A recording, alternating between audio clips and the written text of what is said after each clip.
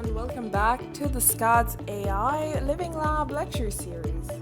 Our next talk is on 9th of June on privacy-preserving data processing and machine learning. The presenters are Anika Hannemann and Maja Schneider. By analyzing points of interest, we can find out a lot of private information about people.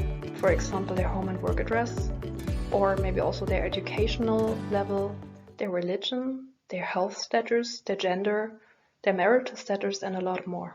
For example, if an attacker finds out that an individual's data is part of a certain data set or even identifies it, that's invading a person's privacy. Looking forward to seeing you there.